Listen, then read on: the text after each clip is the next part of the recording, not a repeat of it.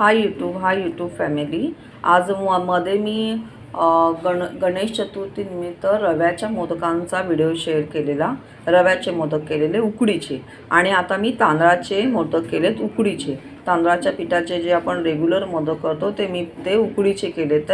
माझा 2 ठिकाणी थोडा प्रसाद द्यायचा होता, नैवेद्य दाखवायचा होता गणपतींना मंडपांमध्ये, तो मी दाखवून झालेला आहे। आणि मी उरलेलं म्हणजे जे माझं पीठ होतं त्याचे मी आता घरच्यासाठी थोडेसे मोदक केलेत आणि थोड्याशा करंजा केलेत आहेत। आपण ह्यांना काय दिंडे वगैरे काय म्हणतात ते आता एवढं मला माहीत नाही, पण मी माझ्या ह्याच्यामध्ये ह्या करंजा आहेत, उकड करंजा। हे बघा खूप छान लागतात आणि खूप छान एकदम नरम झालेत आहेत। हे बघा त्या मी केलेत आहेत आणि 5 मोदक केलेत आणि 5 करंजा केलेत आहेत। थोडंसं माझं सारण अजून उरले कारण की खोबरं छान निघालेलं, आणि त्याच नैवेद्यातला हे बघा किती नरम आणि किती छान, हे बघा किती छान मोदक झाला आहे। बघा हा बॉईल केलेला आहे, उकडलेला मोदक आहे, नैवेद्यात ठेवताना त्याच्यातला उरलेला हा मोदक आहे।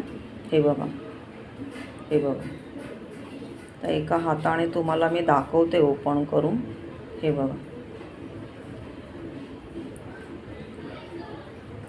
किती छान मोदक आहे। बघा हे बघा खूप सुंदर आणि खूप नरम झाले। तर 2 वाटी मी पाणी, 2 वाटी मी पीठ घेतलेलं आणि त्याच्यासाठी 2 वाटी पाणी घेतले, कारण की तांदळाला रव्याप्रमाणे नाही, तांदळाला थोडंसं पाण्याचं प्रमाण जास्त लागतं। त्याच्यामध्ये थोडंसं मी मीठ घातलेलं 2 चिमूट आणि थोडंसं अर्धा चमचा तूप घातलेलं। तसंच तुम्ही ते पण घाला, कारण की मग पीठ थोडं स्टिकी होत नाही। आणि चांगलं कमी गॅसवर पाणी कमी मीडियम गरम ठेवा, एकदम बॉईल काढू नका। बॉईल काढला की गुठळ्या पडतात पिठाच्या।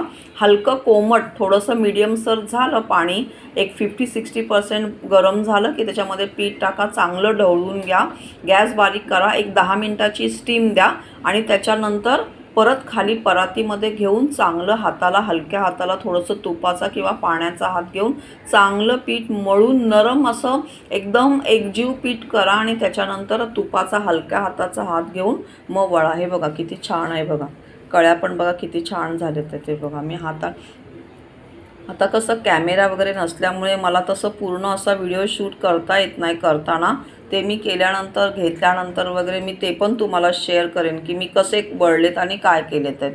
हे बघा एकसर मोदक छान एकदम भारी होतात आणि एकदम मऊ होतात। करून बघा, प्रयत्न करा, चांगले बनतात आणि फसत वगैरे नाही आहेत, एवढे व्यवस्थित होतात।